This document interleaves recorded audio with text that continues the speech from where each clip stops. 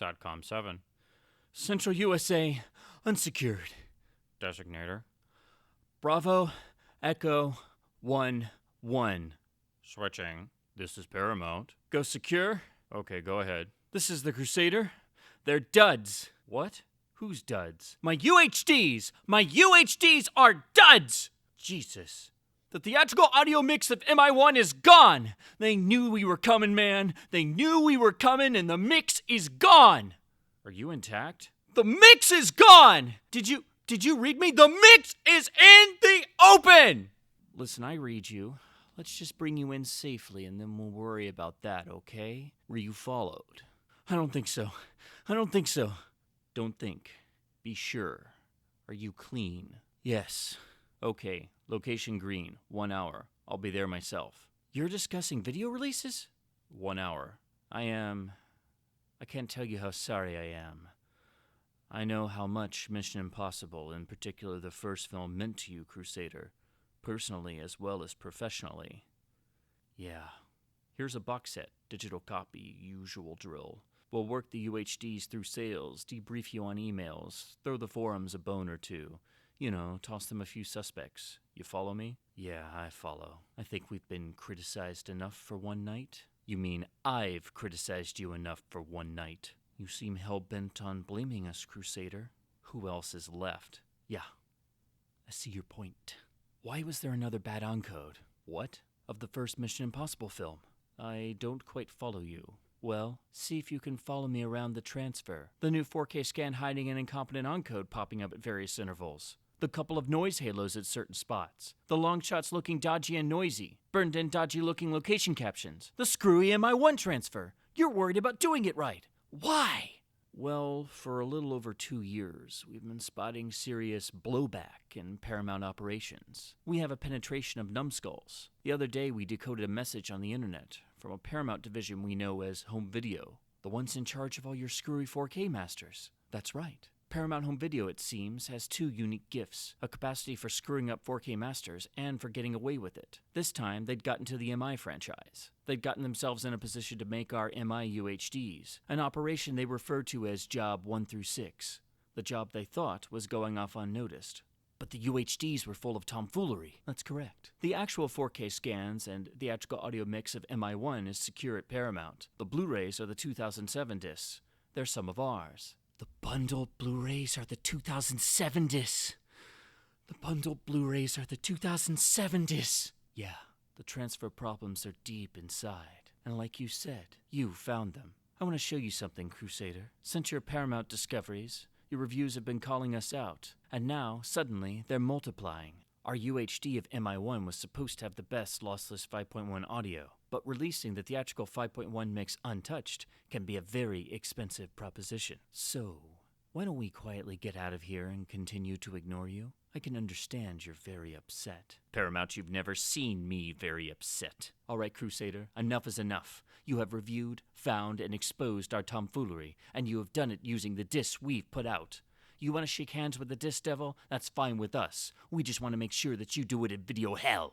Hello and welcome back to this damn full idealistic crusade. This video is my review of the Mission Impossible series, or at least the first 6 films and their releases on 4K UHD. In particular, the box set from Paramount, which is a dual format collection of both the 6 films on UHD and a Blu-ray release of all 6 films, with a variety of the special features packages they've had over the years, but unfortunately not a complete and comprehensive one.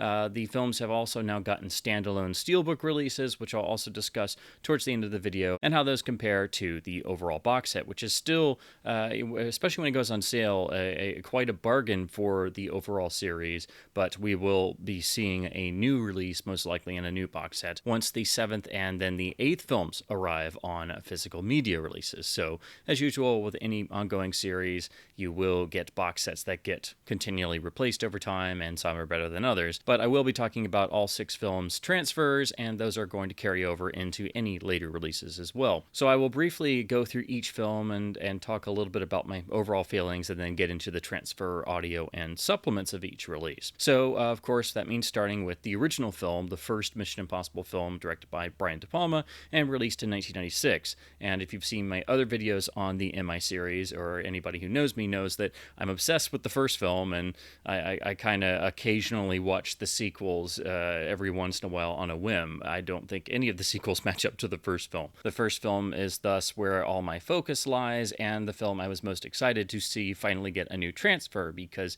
the original 3 MI films in the series have had a terrible time on home video, which I went over in my history of the video releases. So if you're curious, please do check that out, and I will link to it in the description below. But it had been stuck, along with 2 and 3, in a horribly outdated master and a really atrocious Blu-ray from the early days of the format, which itself was based on an old master first released on DVD and then redone for HD DVD, and then redone for that Blu-ray, which itself was actually not as good as the HD DVD. So it needed a complete overhaul, brand new 4K scan from the original camera negative.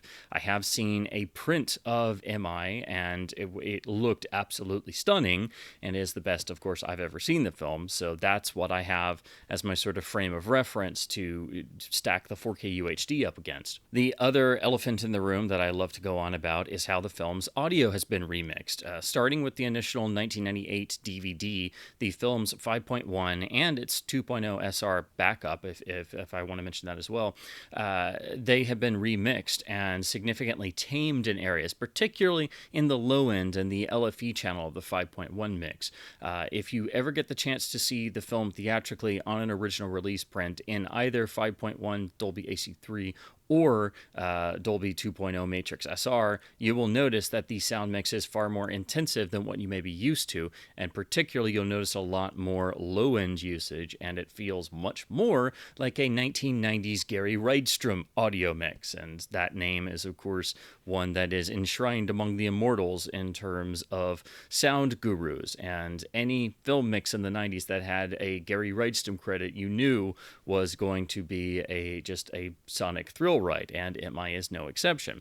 But only the original Laserdisc release that I have here behind me has the untouched theatrical audio track in both 5.1 Dolby Digital AC3 and Dolby encoded Matrix Surround 2.0 SR.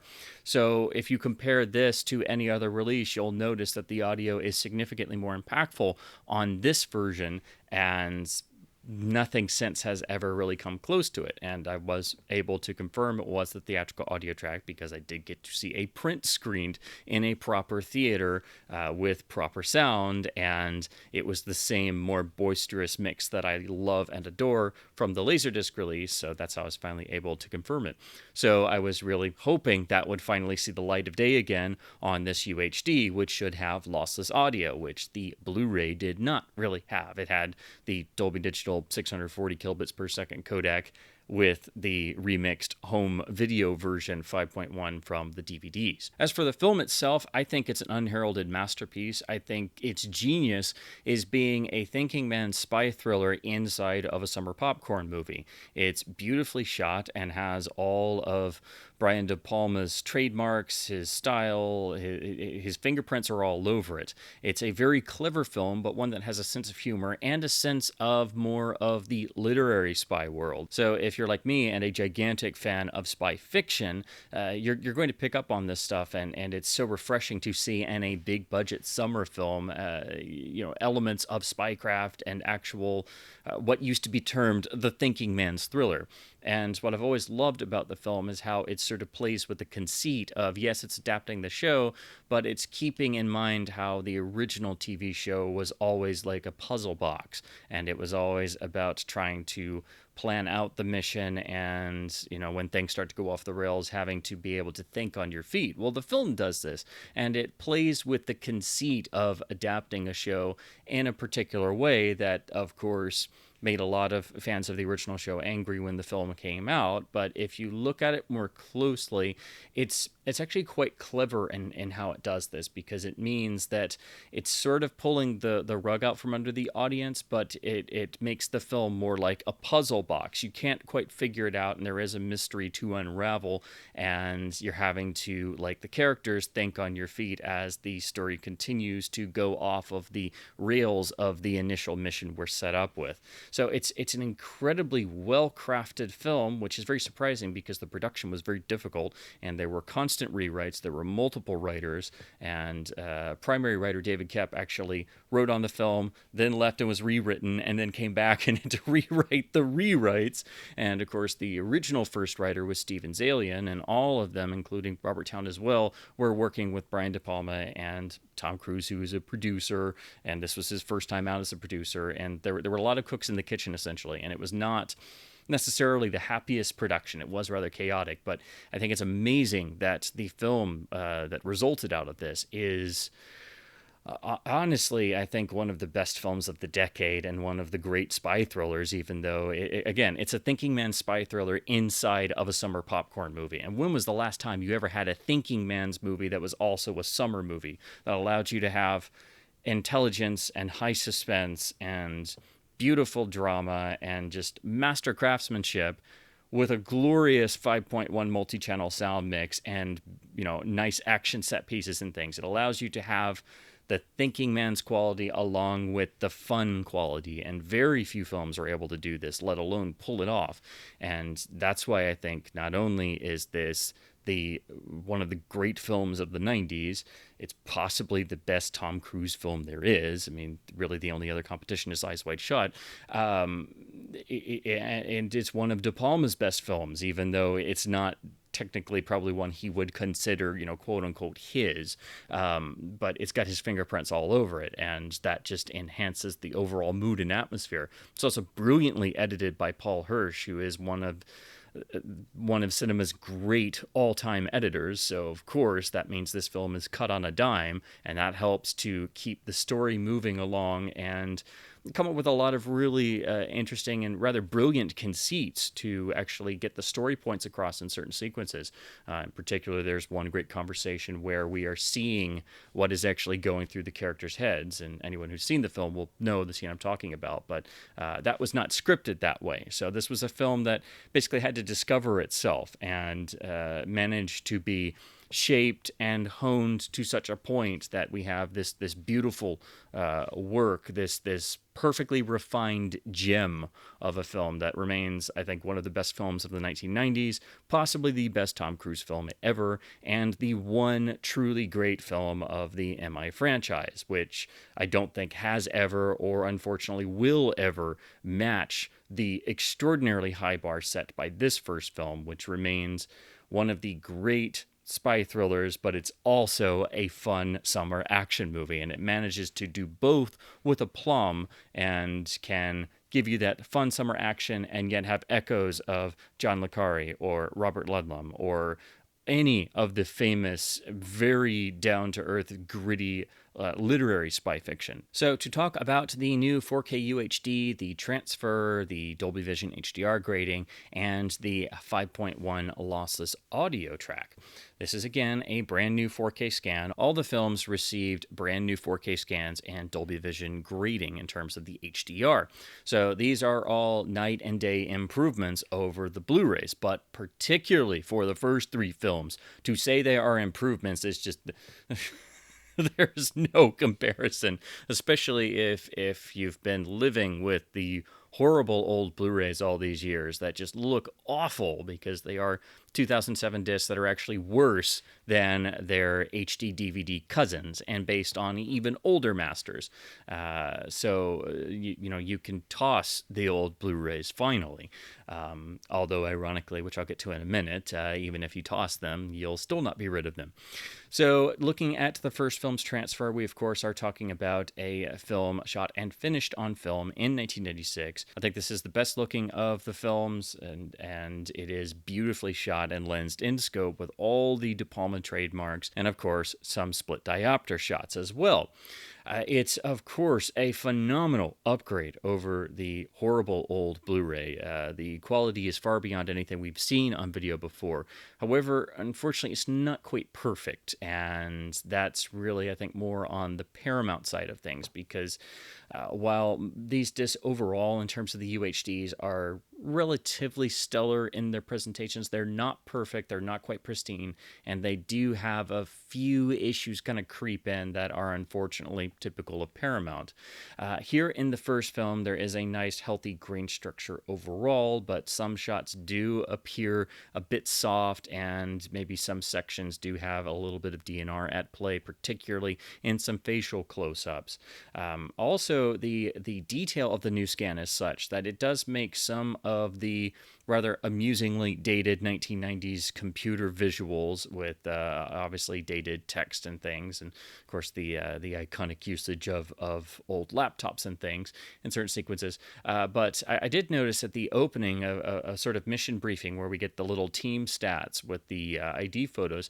I couldn't tell for sure, but it either made the original, the actual text on the little mock-up screens either jump out as being more obviously generated, or I can't tell if maybe Paramount went in and actually redid those for the 4K master, but that just seemed to jump out, and they are known for going in and tweaking effect shots and mattes and other little opticals here and there. So that is possible, but I wasn't entirely sure. So while there is some grain management, that's not to say that there's that the transfer is completely free of blemishes or marks. I did notice one or two very fleeting little specks or marks. They were very small, but they did pop up, and you will see a number of those throughout all of these transfers, actually, which I thought was kind of surprising for these being, this being a more modern series and getting a complete catalog overhaul and getting Dolby Vision grading to actually have some artifacts actually pop up that had not been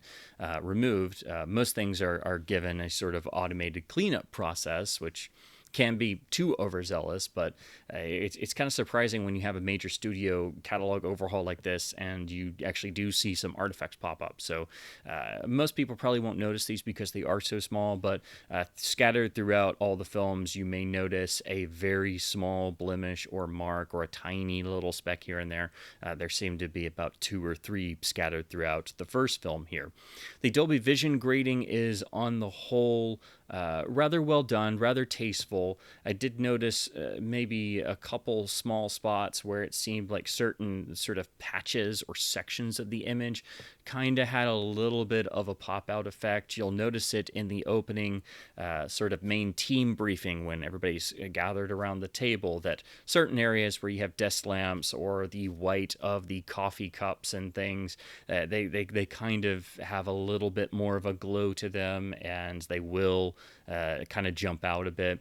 Nothing horrible, but it is something I noticed, especially since I've seen this film an innumerable amount of times, and it's my favorite film of the series. So any sort of tweak or change or something that's different is going to jump out to me more. I think the HDR grading, the Dolby Vision grading overall on all 6 films is pretty solid, but you will get some occasional sort of pop-out effects in certain moments. Some films more than others, and I'll get to that in a little bit on the film that I think has the most issues in terms of that. But here on the first film, the grading is pretty solid. You will notice that the skin tones are a bit reddish and orangish in places. That's always been a thing on the video releases, and that is actually something that you will see in a release print. So that does seem inherent to the original source.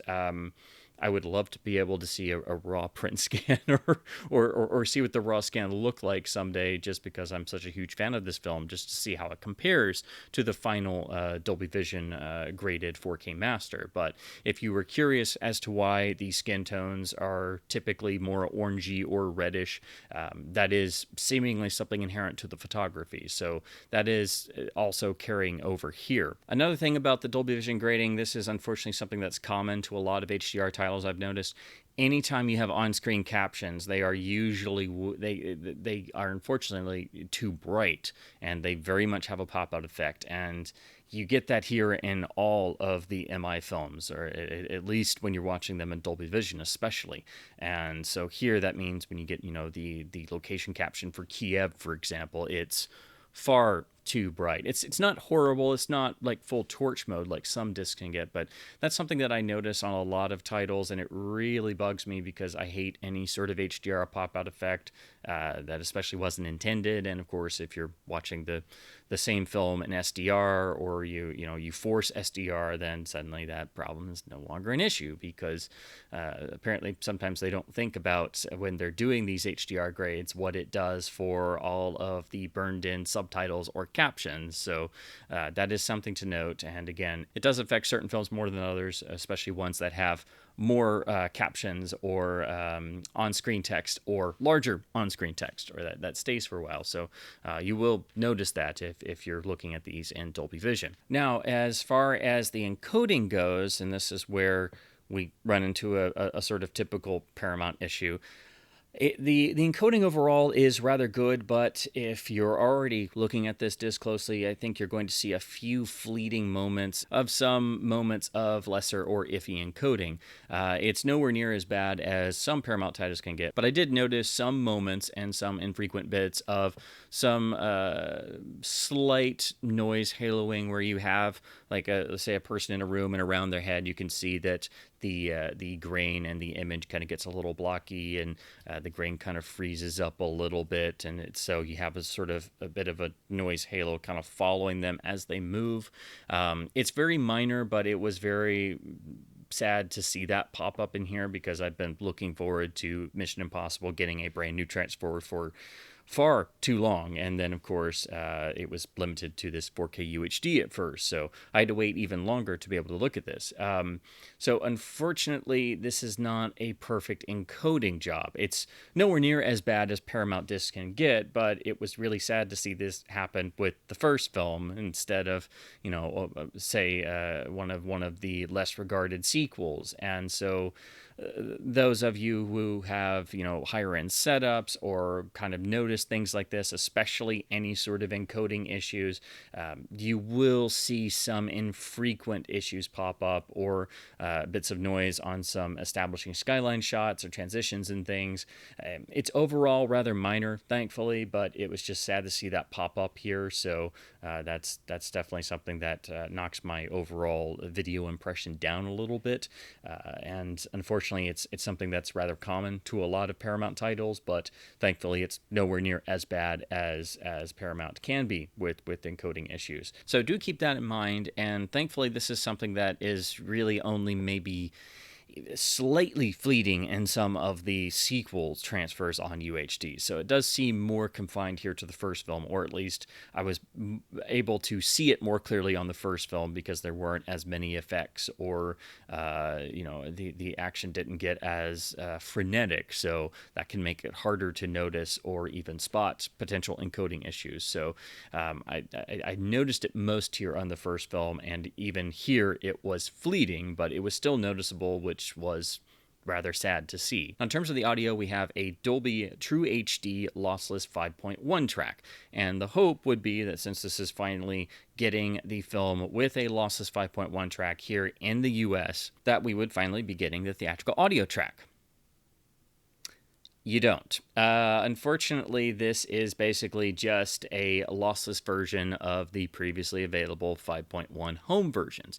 And it's not the first time that we've had this, because the HD DVD had a lossless version in terms of what was available on the HD DVD format. But there was also the re-encoded Scandinavian Blu-rays a number of years ago that made re-encodes of the old masters of 1 through 3. So they at least had a slightly better bit rate and slightly better picture quality, but they all got upgraded to lossless DTS HD master audio, which do obviously have a higher bit rate than what is available on the true HD tracks on the UHDs of 1 through 3. So technically, while you are finally getting a lossless track that sounds solid, it is still not the theatrical audio track. It's not as impressive. It has been tamed down and remixed slightly, but it's not even as high quality on a technical level as the Scandinavian Blu-rays that we never got here in the US. So unfortunately, that's kind of a double strike against the audio, because at the very least, you'd think Paramount would just reuse the HDMA tracks from the pre-existing Scandinavian import Blu-rays, but I'm guessing this was probably done by an overseas division, because these only came out in Scandinavian countries and other territories. So unfortunately, we still don't have the theatrical audio track on this UHD, which automatically makes this a disappointment for me, because the mix of MI is one of my favorite mixes of all time, and usually every time I rewatch the film, I'm running the Laserdisc because the mix is that good. So unfortunately, this is a big mark against this, and I don't know why this film was ever remixed, and I don't know why we can't get the original theatrical audio, but still, to this day, in 2023, the only way to hear the theatrical audio track in discrete audio is the AC3 track on the Laserdisc. And if you're a fan of this film, you should really pick up a copy of this. It's very common. You can get it for $1 or $2 at most stores. It's got a good transfer for the time, but it's really worth it for the audio.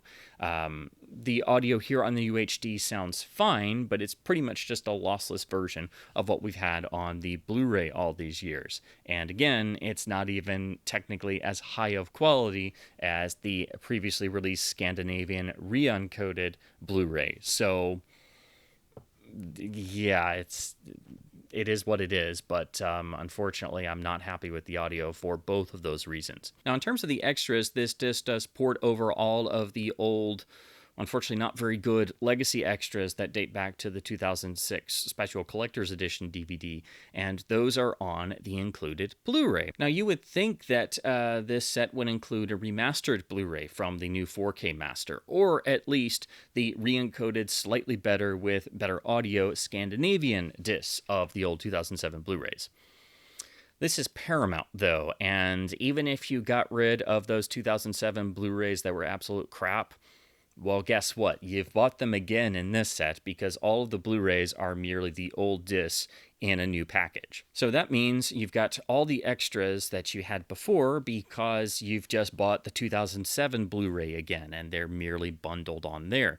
The only thing the UHDs will have are film-specific extras, well, really just the commentary tracks if the film had one. And unfortunately, MI did not ever receive a commentary. There are no new extras in terms of what's in this set or on any of the releases of the UHDs, which I think is a major oversight, because the first film did celebrate an anniversary, and it's never had good extras. And you could really go to town and talk about the nature of the production, the sort of chaos that erupted, the different script drafts, the differences in the film's novelization, the change of score composers. You know, there's so much to talk about, but the film doesn't really have any good extras, and that's really unfortunate, and there's nothing new here. So that's pretty much it for the first film, and then we're going to kind of rinse and repeat for 2 and 3. So now moving on to Mission Impossible 2, which is... it's one of those love it or hate it films. Everybody likes to kick it around or make fun of it now, but it cannot be denied that it is perhaps the most 2000 or turn-of-the-century feeling film you can get. It's pretty much a complete about-face from the first film. They got John Woo to direct it, who brings his sort of... I like to call it his American style, because I'm a gigantic fan of John Woo. I think he is the greatest modern action director there is, and I think his Hong Kong films are masterpieces, but unfortunately when he came over to the States, I don't think he ever quite had the right people to work with and the right material, and so his films kind of took on a more, for lack of a better term, a more sort of cartoony feel, and they kind of felt over the top because of his sort of emotionalizing of stories. They never had that same sort of grounding that his Hong Kong films did. So bringing him into MI2 and then making the rather... I mean, it's kind of unfortunate. I could see what they were going for, but it doesn't work. The decision to basically use Hitchcock's masterpiece Notorious as the sort of central plot theme, it they kind of barely make it work, but it's also just kind of why are we doing this?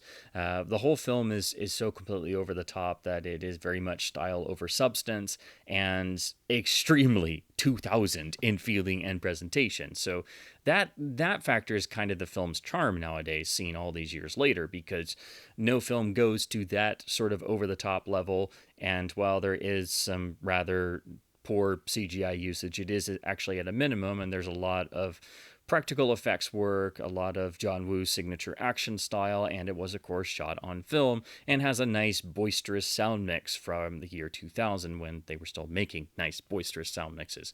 So this is never going to be anybody's favorite MI film, although I'm sure I know there are people who say this is their favorite, but it is very much a film of its time, and sort of fascinating to study the production of, because it actually started life as an Oliver Stone MI sequel and had a completely out there sort of plot concept, and then of course went through many different iterations over the next couple years, and then of course it finally took the film 4 years to get made and completed and released.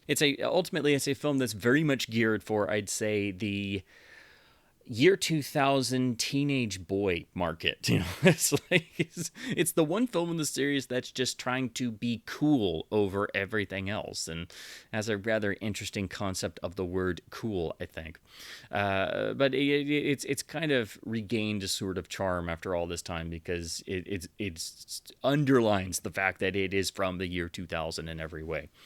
So looking at it on this new transfer, this is another film that's needed a new transfer for years. It's been stuck in a horribly dated master, and so the jump forward in quality is a big uptick. It doesn't even begin to describe. All you have to do is throw on the included crappy 2007 Blu-ray for 2 seconds, and then switch over to the UHD, and your jaw's going to fall off and go through the floor on the first 2 films especially. So here you've got a much better transfer, of course, with new Dolby Vision grading that is, again, relatively solid, but there are a couple moments, especially on location captions and any on-screen text, where you do get a little bit of pop-out effect. There's also a particular moment where we have flames in in one of the city villages that is earlier in the film, and they have a sort of celebration going on, and they have a big sort of bonfire they've built, and you've got a lot of fire, and especially in HDR, anytime you have flames, that can very much have a sort of pop-out effect. So thankfully, the sort of pop-outs are mostly confined to things like that. I didn't really notice any encoding issues here, but this is obviously much more stylized film, so if they were there, they're much harder to spot overall. Again, I did notice 1 or 2 little moments of some artifacts popping through, so you will notice like maybe a single speck, but the thing I noticed here, there seems to be a scratch in the film that pops up for a fleeting second around I believe it's around the 57-second mark, when the character of Naya is trying to escape the villain's mansion for a moment at night, and she goes outside. It almost looks like a bit of rain coming down, but it actually seems to have been a scratch. I had to pause and rewind several times, which is kind of clunky to do on my Panasonic UB820, but that was surprising. So again, that's another sort of very minute little bit of an artifact coming through in one of these transfers, which otherwise looks phenomenal. There are also some shots that are much softer. They are intermixed with shots that are perfectly fine and sharp and look great with the rest of the film. So I'm not sure. I think those may have been inherent, but it's possible they could have softened them for some reason. But there's also ones that are obviously softer due to some very dated CGI usage. So it all seems to be inherent to the original source, and it was stuff that would be covered up by older, lesser transfers over the years. But some of that was visible, obviously, on the crappy old Blu-ray. So do go in, knowing that this is a 2000 film with some definite CGI effects work that will cause certain shots to not look very good. There is some light usage of DNR once again that seems to pop up sporadically here and there. Again, it seems to be on a number of some of the close-ups.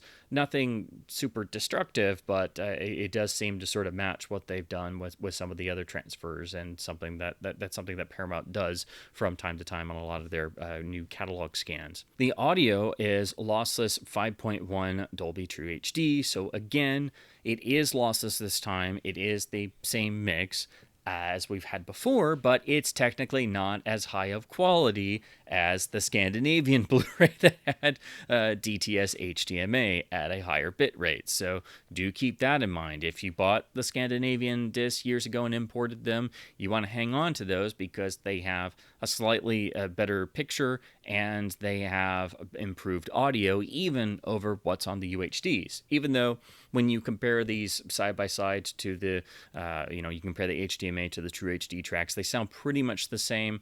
It is, obviously a little bit of a downgrade to have the 4K UHD have a technically lower quality track than what's on the re-encoded Blu-ray. The extras on MI2, including the director commentary, date back to the original DVD release. All of those are ported over here once again because the Blu-ray is the 2007 disc again. So you've got the same disc you had before, and that's where all the extras are, which are all, standard def and culled from the original DVD release. There are no new extras here once again, but at least we do get all of the legacy extras ported over because, again, Paramount just recopied the same old crappy disc, and they should, at the very least, if they weren't going to make remastered discs from the new 4K masters, which they should have done, they should have included the Scandinavian disc versions instead, which had better encodes and better audio, but again, they're not going to do that, so at least you do have all the extras because you've got the 2007 disc again. Moving on to MI3 in 2006, this is where J.J. Abrams and Bad Robot come into the Mission Impossible franchise. This was Abrams' directorial debut, and unfortunately for me, I think this is by far the weakest of the entire series. It feels very much like an extended television episode, right down to actually sharing a lot of similarities with Abrams shows like Alias, for sure, and also even some tinges of Lost as well. I just think this is the most bland of all of the MI films, and it's the one I return to the least. It is very much 2006 in its storytelling, the look of the film, the usage of shaky cam, the pushing the color grading, and having a lot of tight close-ups. It's not a very visually appealing film. It doesn't have an appealing story. It feels very forced for the MI world. It's trying to go for a greater character focus, but the characters of the MI films have never been really designed for that. So the whole thing just feels forced, and it's been a film I've never really enjoyed. Philip Seymour Hoffman does what he can with the villain, but he's barely in the film and doesn't get all that much to do. There's also a forced opening flashback structure, which is very much a TV thing and something that I think is not only very hard to pull off, but something I think never really works very well. So I just think this film it's never really worked for me, but it is the point at which the series was trying to rework itself and reconfigure itself, and it starts a lot of trends that would be refined and sort of solidified in the next film. So you can tell this is where the series is at a sort of crossroads and a pivot point. So it's a fascinating film to study at what it's trying to do, what elements it's trying to keep, what new elements it's trying to mix in. But ultimately, I just think it doesn't work, and it's extraordinarily flat and dull, and just a film I simply don't enjoy outside of maybe a couple sequences and some of the casting choices.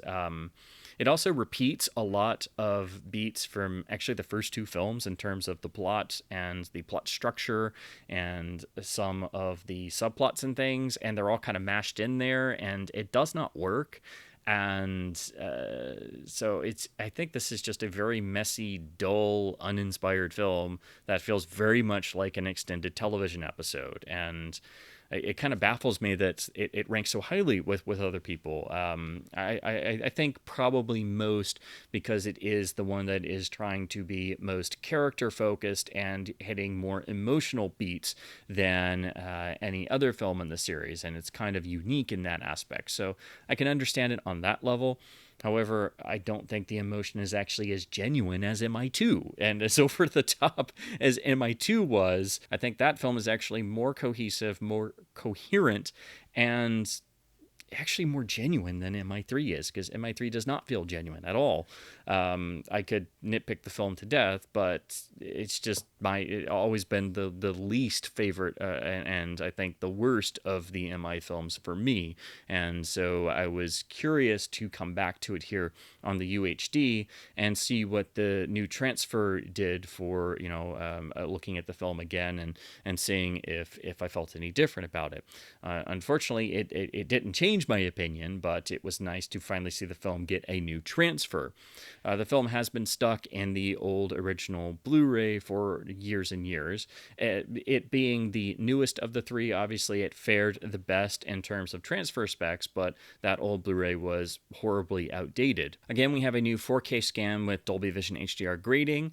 Again, this is a very 2006 film, so it's got very saturated color timing, a lot of close-ups and shaky cam, and so it is very stylized. So you will notice that the color is much more bold and in your face, and you can tell that this is obviously a new transfer. It is a night and day improvement over the old master, but that's not saying much because the old discs of 1 through 3 were really terrible and needed to be upgraded decades ago, actually.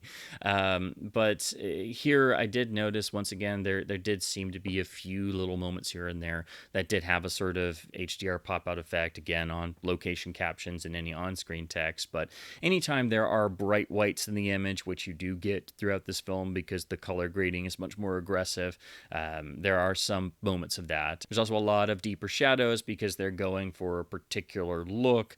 So this is a film that it very much is aggressively color graded, and anyone who's seen this film will know what it looks like.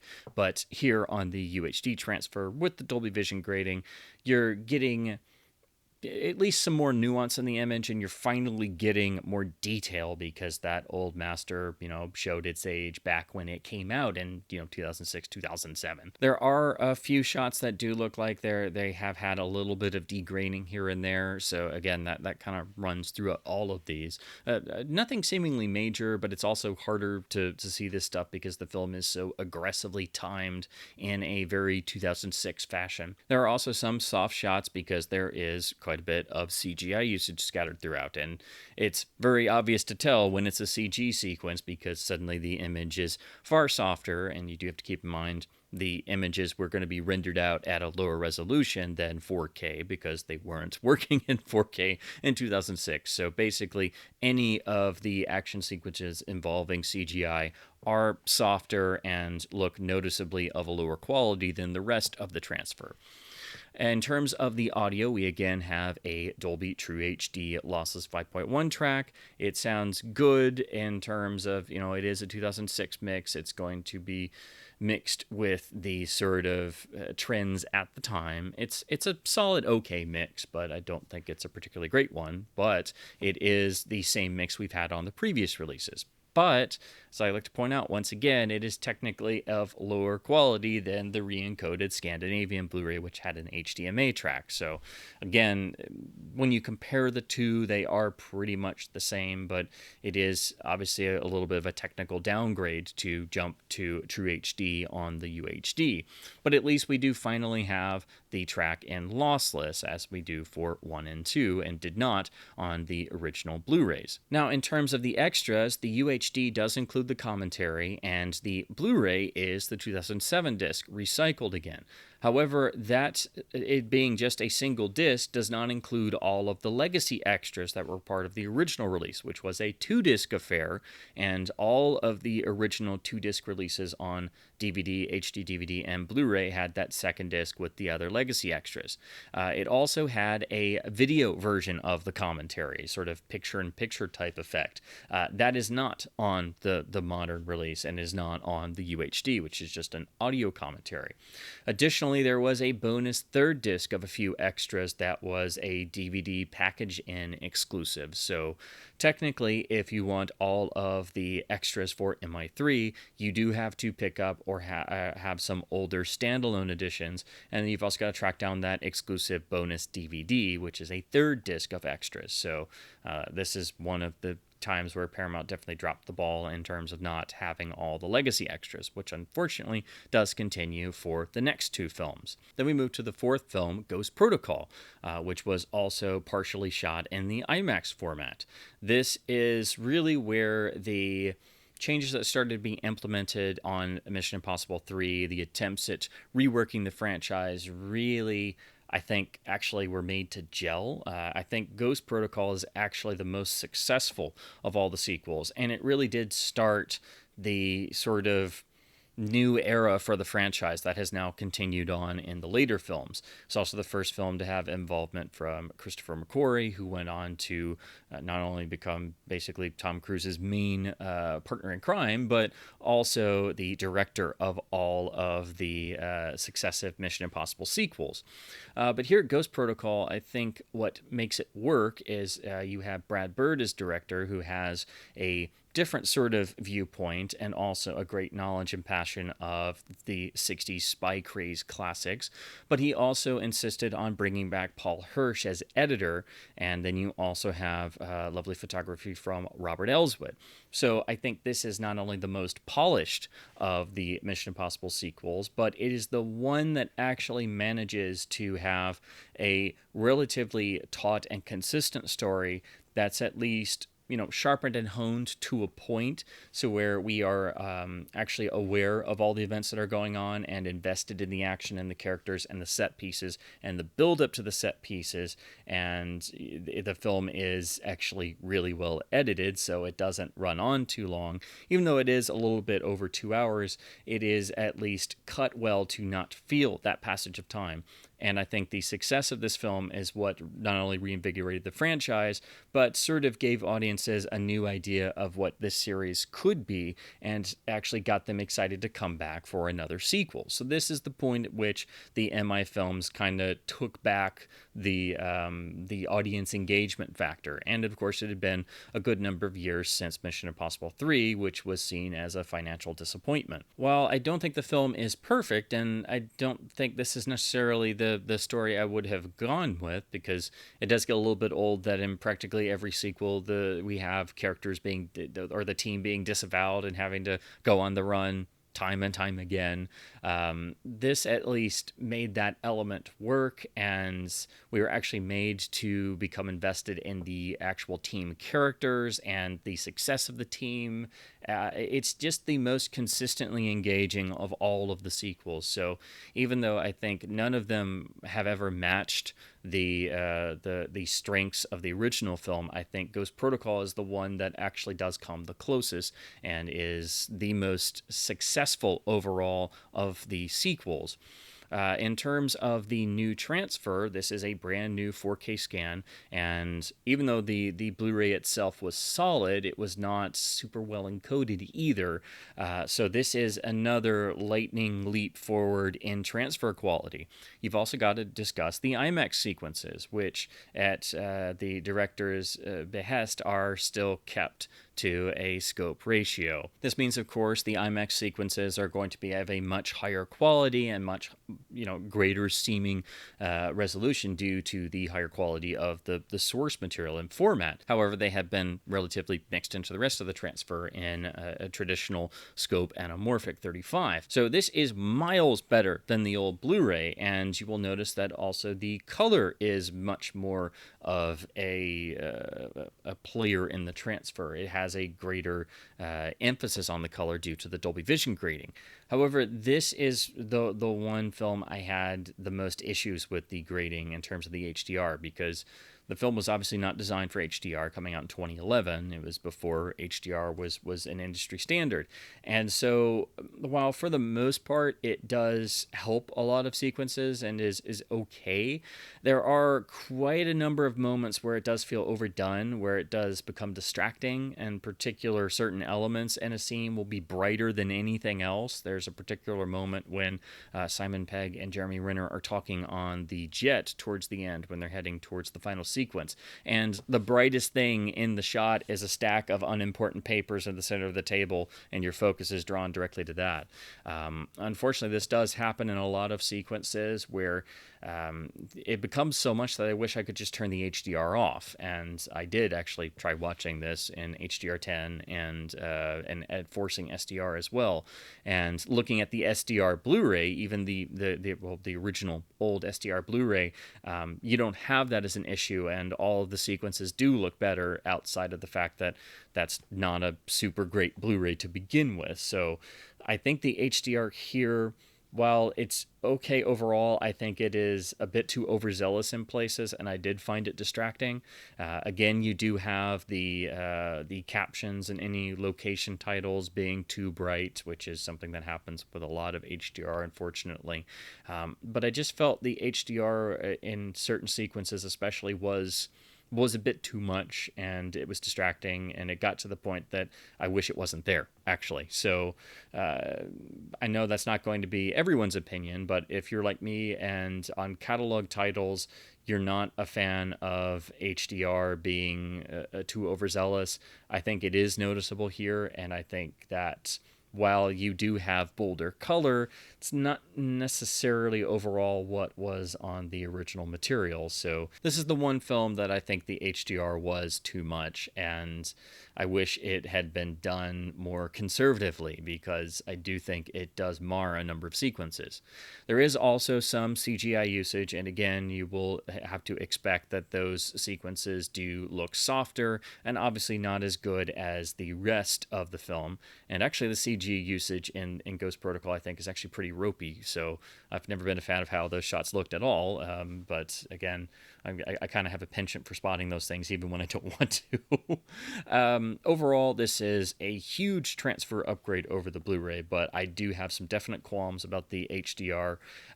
There are also a few specs, once again, that pop up, so you do see a couple artifacts pop up intermittently, which is, again, kind of curious to see in a brand new 4K catalog overhaul. But overall, this is head and shoulders above the Blu-ray, except for the fact that I think the HDR is too much. I didn't really notice any encoding iffiness, although there are some significant bitrate drops where we drop from a high bitrate down to a significantly lower bitrate at other points. I didn't see any sort of blockiness or noise halos or anything pop up, but it was kind of disconcerting to see significant bitrate drops like that. So I don't know what would have caused that, other than somebody not paying as much attention to the overall encoding, but it would be nice to get a Paramount disc that actually had a consistently good encode throughout. For the audio, we once again have a Dolby 7.1 True HD mix, which is the film's original mix. This was also done by Gary Rydstrom, so I think it has a really nice sound mix. There's a lot of actually really nice rear surround pans, so this is a mix that does use the full 7.1 channel landscape, which very few tracks actually do. So I think this is a very impressive mix that still sounds great today. I don't think it's quite as good as the original film's mix, but again, anytime you have Rydstrom involved in an audio track, you know your home theater is going to get a real workout and you're going to have fun with it. So while it's not an Atmos track, because this does predate the usage of Atmos, this is still a great sound mix and still the same great soundtrack we had on the Blu-ray. Now, in terms of the extras, we do have the primary extra content on the included Blu-ray, which is the same original Blu-ray standard release disc that most of us already had in our collections. However, that disc was not encoded or mastered the greatest, and also did not include all of the extras, because there was an entire second disc of bonus extras, which are quite substantial in the runtime and the glimpse into the production. And that was actually sold as a store exclusive, which I have here. This was the Best Buy version, and it has the entire second disc of extras, slightly different cover, and the actual film transfer disc is actually slightly better encoded than the original release. So that's that's why it's good to hang on to this, because the standard Blu-ray did not have the second disc of extras, and it didn't have the feature disc as well encoded, and you don't get any of that in the overall UHD complete collection box set. You just have the original standard main release single Blu-ray disc. So do keep in mind, in the box set, you do not get all of the extras for Ghost Protocol, which are quite substantial. Then we move on to the fifth film in the series, Rogue Nation, which was directed by Christopher McQuarrie. Interestingly here, though, they did switch from shooting 35mm with IMAX sequences that on Ghost Protocol to doing a mixture of digital and film. So this was shot with an Arri Alexa, but also was shot on film as well. But it was only finished, I believe, at a 2K digital intermediate. So I'm actually thinking this is actually maybe a scan of film elements, but also an upscale of the original 2K DI. It is visually a major downgrade from the fourth film, simply due to how it was made. And I think it's rather curious why they decided to go this route, but it is a visual downgrade from Ghost Protocol. What makes this work, though, or at least gives it polish, is you still have Robert Elswit as cinematographer. So they do go for a particular look and style here, but I think it's Elswit who manages to still give it some visual flair and polish, and at least make it look better than what it would have been with a lesser cinematographer. But do keep in mind there are source limitations with Rogue Nation, because it was a film / mostly digital shoot, and it was finished, I believe, at a 2K DI, so it's never going to be as high of quality as Ghost Protocol or any of the previous films that were mostly entirely film-based. So you have to deal with that right off the bat, that visually this is going for a different quality and is a lesser quality than the film that preceded it. It does sort of carry on the tradition established by films 3 and 4, but it does try to enhance the actual drama of the MI series by bringing in the classic villain, the Syndicate, from the original television series, or at least a form of it. So this is trying to bring in more character drama and trying to be more internalized while upping the globe-trotting aspects even more. And it is this film, with McQuarrie fully on board, who had previously only done some rewrites and tweaking of Ghost Protocol. This is where we have the flavor of what MI is today in terms of the franchise films really come to the fore for the first time. So this is obviously starting the sort of Christopher McQuarrie era in full force, because he's not just doing rewrites, he's actually here on, actually controlling the entire film. So I think this is a relatively solid film, but honestly, the more times you rewatch it, I don't think it holds up as well as Ghost Protocol. It has a overall more dramatic story, but it's not as cohesive, and I don't think it's as well edited either, because you don't have Paul Hirsch cutting it anymore. So I think you do feel the passage of time a little bit more. There are some nice, interesting sequences, and we have more of the building up to greater stunts and set pieces for Tom Cruise to do, and this would continue on in the later films, but you can definitely tell this is where the sort of modern branch of the MI series has gotten, fully grounded, and now we're jumping off on this branching pathway of the Christopher McQuarrie films. So I like Rogue Nation, but it just doesn't hold up as well for me over time and multiple rewatches as Ghost Protocol, and to be honest, it doesn't look as good either. Now, in terms of the transfer, this is a brand new 4K master, but it seems to be compromised due to the source limitations. So I think this is a mixture of new scan work and perhaps doing a DI upscale, because for most of the film, it doesn't look much better than what you'd get on a standard Blu-ray. And if you compare it to the Blu-ray of Rogue Nation, this is the film in the series that has the least amount of improvement. And it definitely feels like an upscale in a lot of places in terms of upscaling the original source. And that's entirely due to them doing a film and digital mix and photographing the film. So you will notice it is a major visual downgrade compared to Ghost Protocol being full 35 and having large format IMAX sequences. So it's never going to look as good as the other films in this series. It does frequently have some noise, which I do think it actually does get accentuated by the encoding not always being the absolute greatest. So you will see some noise in a lot of the long shots and cityscapes and things. It never gets bad or intrusive, but it's hard to kind of tell where the encoding problems might come in when the actual source and the actual new master itself is kind of inherently noisy due to how the actual production was finished as a film and digital mix as a digital intermediate back in 2015. So it is a visual downgrade, but it is better than the Blu-ray because you're getting the Dolby Vision grading, the new scan work, the higher bitrate quality. So while it is possible to think you're watching a Blu-ray at moments, if you compare to the actual original Blu-ray disc and you do a back and forth, you can tell that the UHD does have a good number of enhancements that do make it a more visually engaging experience, but it's never going to hide the fact that it is a film and digital mix and overall most likely an upscale. Thankfully, the HDR is better overall than the HDR grading on Ghost Protocol. However, due to the way the film was originally shot and graded a bit more aggressively, you will get some moments where it does feel, especially the bright whites in an image, or especially the chases through Morocco with the bright, sunny, heavily graded sky really pop out a lot. So you are going to see moments of that that just kind of seem inherent to a film that wasn't designed for HDR, getting HDR grading after the fact, but it doesn't become very distracting like it does in Ghost Protocol.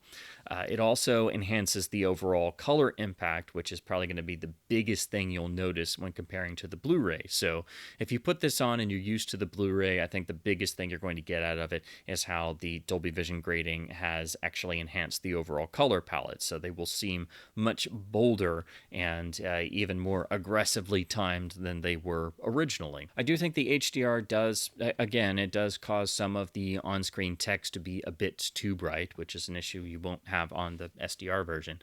But again, none of the major drawbacks I think that the HDR on Ghost Protocol had. The audio is the original Dolby Atmos mix that we had on the Blu-ray, so that stays the same, and you get the benefit of being able to listen to the film in Atmos or in 7.1 if you don't have an Atmos rig. This is a pretty good mix, but I don't think it's as good as the mix on Ghost Protocol, actually. And again, kind of helps that Ghost Protocol had Gary Rydstrom involved, who did not work on Rogue Nation. So it's a good mix. It does have some nice moments, but I just don't think it's actually as good of a mix as Ghost Protocol. So, but it is the same Atmos mix that we had on the Blu-ray. Now, as far as the extras are concerned, we have the original Blu-ray ported over here in this package, and we have the commentary on the UHD. However, like Ghost Protocol, there was an entire second disc of extras, which is part of an original store exclusive edition. Here I have the one for Rogue Nation, which was, I think, a Target store exclusive, and the other additional extras are unfortunately not included in the 6-film collection. So this is another film where you do have to have other editions to have all of the extras, although it's not quite as extensive as the lost extras from Ghost Protocol. Then we move to the 6th film, Mission Impossible Fallout, which again sees Christopher McQuarrie return, and they pretty much double down on everything that they had done in Rogue Nation and further the series along this path while trying to intensify internal character drama and go for an overall darker and grimmer tone, while also borrowing from a lot of popular films around the time. Especially, it seems here, they were really trying to borrow from Christopher Nolan's films a lot. Fallout was very well received by a lot of fans. I've just never been a very big fan of it. I find it rather messy and far too overlong, and I think these are issues that continued to grow and became even worse in Dead Reckoning Part 1, which we'll hopefully see a UHD release of relatively soon. So personally, I think Fallout is not as good as Rogue Nation that preceded it, because it's basically a bigger, darker version that's even less focused, goes on even longer, and feels, frankly, I think even messier. But I know that's an unpopular opinion because most fans usually have this ranked towards the top of their list, if not at the top. It's a film that the more I revisit it, actually the less I like it.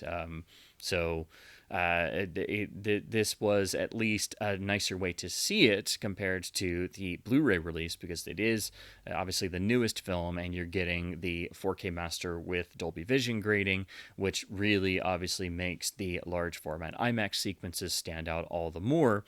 But I think this is one of the weaker films in the series, actually, and it does double down and actually increase, I think, the issues that are already there and starting to develop in Rogue Nation. It's basically a grimmer, longer, bigger version of Rogue Nation that sets the stage for the grimmer, longer, less focused Dead Reckoning that's now actually spread out over 2 films. So I'm kind of seeing where we're going with these. In terms of the overall transfer, this is, again, 4K scan, 4K master, Dolby Vision HDR grading. Fallout was a film shoot, unlike Rogue Nation. However, for the IMAX sequences, they seem to have used the digital IMAX format instead of using IMAX film cameras. So it means while you have the greater resolution that is obviously in a different aspect ratio here, it's not well integrated like it is in Ghost Protocol, where even the editing and the photography paid attention to the transitions. Here, it's very jarring, and because it's digital, it doesn't match the rest of the film. And honestly, I wish there was a version that you could actually watch where you stayed in scope the whole time, because the IMAX sequences are very distracting because it feels like you're watching sequences out of a completely different film, and the resolution is so great. And the fact that it's digital and not film, it does not match with the actual film Scope 35 content and the way that that's graded in HDR. And the HDR grading with the bolder feeling of color and the greater nuance and detail makes this even more apparent. So I felt this way even when I saw the film theatrically, that the large format sequences really stood out like a sore thumb. But here it was really underlined because now you're looking at it with Dolby Vision HDR grading, and you get the impact of the ratio change at home. And when it cuts back and forth, it's really jarring. Overall, I think the HDR is done here pretty well, and I don't think the Blu-ray stacks up very well at all because it's nowhere near the quality level overall of the UHD. This is not a very pretty looking film. They went for a certain style. It's a very grungy looking film. It's not a very attractive looking film in its photography. Even the shadow depth isn't that great. It's also got a relatively muted color palette. It's not how I would shoot a film like this, actually, but I guess that's the effect they were going for. I do think the UHD and the Dolby Vision grading renders this better than the Blu-ray by a significant margin, but it's never going to be a super attractive looking film to begin with, so I think that also limits the overall effectiveness of the new transfer, new master, and HDR grading. That it's kind of a dull looking film to begin with. The overall bitrate is also kind of on the lower side, and for such a longer film, it doesn't necessarily help, but I'm sure some of that is because the runtime is longer. It does spike up significantly for the IMAX sequences where we go into the larger format, because there's so much more at play there. It's obviously going to be a higher bitrate, but then it kind of goes back down and settles for the 35 footage. So I wish it was a higher bit rate, but you have a much longer film because it's basically cracking almost 2.5 hours, which is far too long.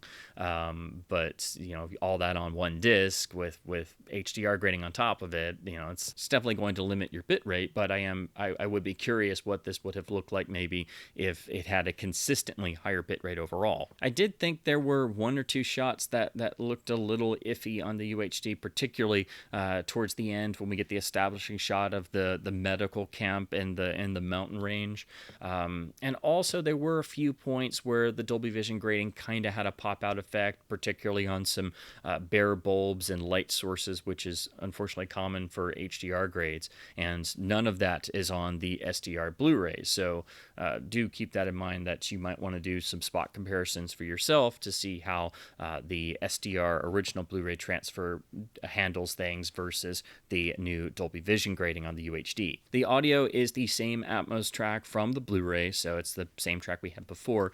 It's a pretty solid mix, but like a lot of modern films, it goes for boominess more than anything, for impact, and tries to throw a lot into the LFE channel for your subwoofer. So I kind of prefer mixes to be more nuanced. It's an okay mix, but I think the film is already too overlong, so having a boomier, more modern mix, I think doesn't help very much. But at least we are getting the track in Atmos, so you can enjoy it in Atmos in your home theater, or the 7.1 core if you don't have Atmos, but it is the same audio from the Blu-ray. In terms of the extras, we actually have all of the extras make it over from the original release, because we have the commentary on the UHD, and then we have the extras on the original Blu-ray, which is included, and we get the second disc extras on terms of a Blu-ray. So this actually has 2 Blu-ray discs for the actual Blu-ray component of this set. So this is the only film in the set that actually has its bonus Blu-ray disc of extras. So you don't have to maintain or hold on to an older release. So you do actually get all of the extras for Fallout. It's just some of the other films you don't get all the extras for. Now let's talk about the actual packaging and design of the 6-film UHD/Blu-ray collection. This is actually a rather nice box set from Paramount. I think one of their better, or if not their best overall UHD collection.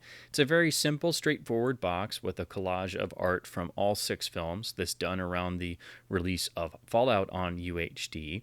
But it's, actually got a nice sort of overall design. The box feels relatively solid and sturdy. The actual title is embossed, which you don't often get on UHD sets.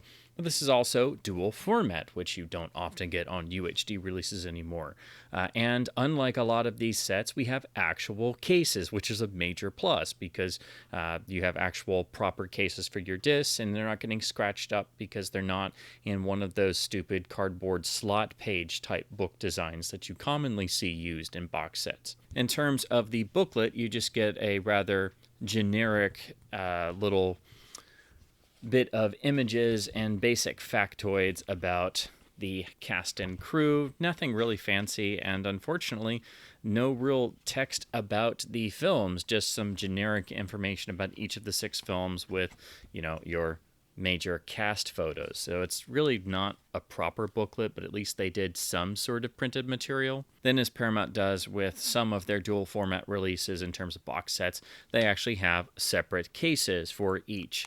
But of course, they have the same art. So for the Blu-ray case, we have an actual expanded, larger Blu-ray case, which has the discs inside. They've all been given the modern, standardized, regular Paramount Blue label discs. So unfortunately, generic labels. So if you're looking at these in the dark of your home theater, it is going to be a bit harder to figure out which is which. But as you see, Fallout does have 2 Blu-ray discs, so this does have all of the extras for that film. And that means you don't have the bonus discs for 3, 4, or 5, because they just went with the single disc. Now, these are all the original Blu-rays, which means you have the same piece of junk 2007 Blu-rays for 1 through 3, instead of the Scandinavian uncoded discs, or having proper 4K master remastered Blu-rays from the new 4K master, I should say. However, they did actually make one for the first film, which celebrated its 25th anniversary. They made a standalone Mission Impossible remastered Blu-ray disc. That is not included here. That is not included in any version of the UHD. So you actually have to purchase that as a standalone. If you want the new transfer in SDR as a remastered Blu-ray, it is only available as a standalone, and only the first film has had a remastered Blu-ray made. Neither 2 or 3 has had that, and they never made a new Blu-ray for any of the other films. So that just got a one-off, and unfortunately doesn't have any new extras either. So you're basically picking that up if you don't have 4K capability, or you don't have a 4K setup and you just want to see a newer transfer, or you want to see the new 4K master in SDR. I guess I should pick it up for completion's sake, just because I have every other major release of the first film.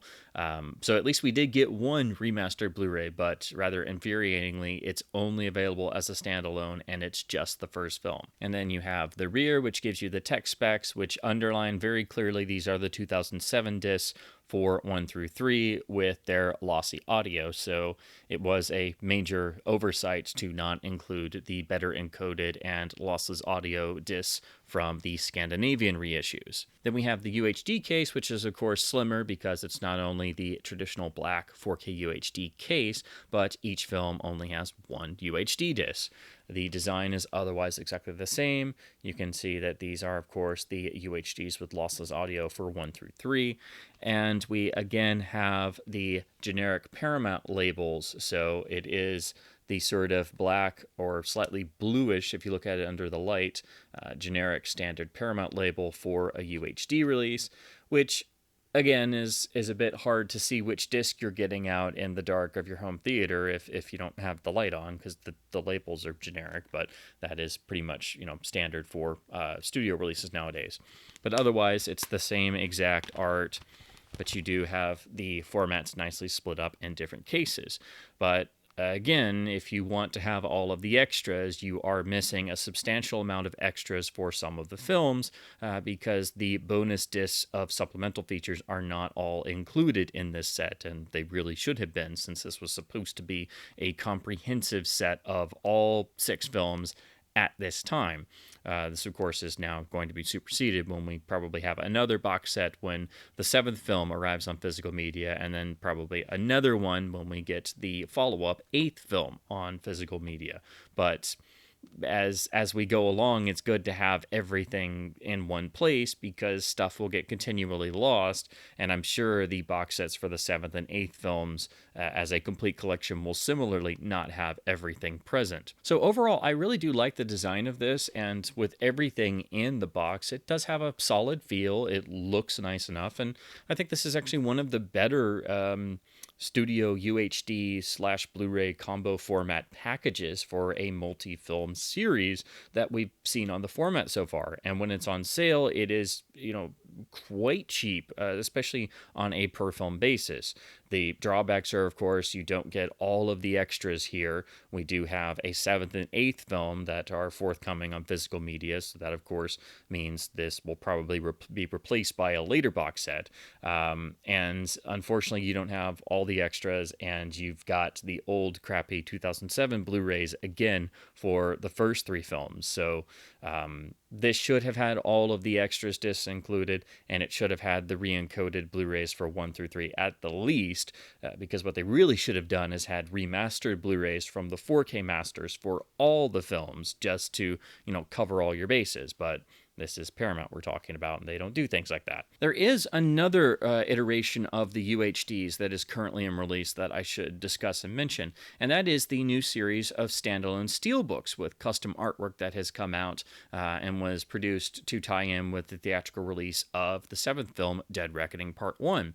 Now, these all have uniform artwork, so they do look a bit spiffy. But what's great about these is they actually do have the bonus content feature discs for the other films. So that means Mission Impossible 3, Ghost Protocol, Rogue Nation, and Fallout all have their supplemental second Blu-ray of extras in addition to the feature Blu-ray and the UHD. So you're getting the same UHDs that are in this set, but all the other films actually have all of their supplemental features, which is rather infuriating because that should have been the case in the box set. So if you want to pick up the UHDs and you haven't yet, and you want all of the extras, if you pick up the standalone steelbooks that have just come out of all the later films, you will get all of the supplemental Blu-ray discs that you don't get in the 1 through 6 box set. However, all of the Blu-rays are, again, the same old recycled Blu-rays, so you're getting the 2007 crappy Blu-rays even in the steelbooks of the first 3 films. And the first film does not have that remastered from the 4K master disc that was a standalone. You would think they would have included that there in the new steelbook, but once again, they recycled the 2007 disc again. So don't count on that either if you wanted the remastered Blu-ray. However, I did just want to point that out as the more modern option and what's available now. Should you want to pick up all of the films on UHD, that is, at least a better option to have all of the extras if you don't own the previous releases, but it also winds up being a significantly higher price tag to purchase all the steelbooks individually than having the frequently on sale and much more shelf-friendly box set, which is actually a much cheaper way to go. And this actually goes down to incredibly low prices when it hits sales. So in spite of it not having all the extras discs, it's also a good idea to still look at this box set. But all of these are probably going to be superseded when Dead Reckoning Part 1 actually arrives on physical media, and we see a new wave of releases and probably another complete box set. But it's just a bit frustrating that the 1 through 6 box set does have these drawbacks. So overall, I think the MI series fares pretty well in its UHD upgrades. I do think that, unfortunately, there are some artifacts that do pop up in the transfers, and I think some films are affected by the HDR grading a bit too much. I wish the encoding was better overall, but it's pretty solid for a Paramount affair, which is saying something because their encoding is frequently terrible. So to have all of these not really be terribly affected by that is great, but had it been another studio, these could have been better. So it's a little bit of a mixed bag because you do lose out on maintaining a lot of the extras unless you've picked up the newer Steelbook standalone releases. My biggest thing is that the first film still does not have its theatrical audio track, and that is a major mark against this, a gigantic negative, because it's one of my all-time favorite sound mixes, and the fact that you have to view the film on the Laserdisc release to actually experience the theatrical audio track is ridiculous, and it should be present on the new UHD release, which saw a new 4K scan and master, and there should have been remastered Blu-rays for all of the films and not just the first film as a random standalone disc. I think all releases of the UHDs that are dual format should have remastered Blu-ray discs. We should not have any of the 2007 Blu-rays ever appear again. There should have been some new extras, or at least some new supplemental features generated for the older films, particularly for the first film. I think that is very important because the first film really doesn't have any good extras of note, even if it was just a new commentary, something. But unfortunately, there hasn't really been anything on that front. And to also have the first film not have the best encoding and the best HDR grading overall is very disappointing for me. So overall, I think it's a relatively healthy catalog upgrade for the series. I would recommend people to pick up the UHDs because I do think there is significant enough improvement overall for all of the films. However, there are still some drawbacks that are partially due to them being Paramount releases and also partially due to overlooking certain factors. But the biggest one for me is not having the theatrical audio mix of the first film on the UHD is a gigantic negative, and really makes me sad that we're still stuck with having to source the theatrical audio mix from the Laserdisc release. So with all of that said, I hope that my babblings about the MI series and the physical media releases as they stand currently in 2023 has been at least somewhat helpful, fun, or informative. We will see a whole catalog refresh most likely when Dead Reckoning Part 1 comes out, and then another one when Part 2 comes out on physical media, and we will most likely be seeing a lot more repackages and probably a couple more box sets as well, and it remains to be seen how complete they might be, if they're going to maintain all of the extras, and you'll have to sort of pick and choose which release you want to go for. But as it stands currently, the complete 6-film collection box set dual format release is a good way to go with the versions that exist on disc, especially when it goes on sale, but do keep in mind you won't be getting all of the extras. So, as always, please do keep supporting both boutique and studio labels by buying films on disc to help keep both physical media and film culture alive. And as always, thank you ever so much for watching.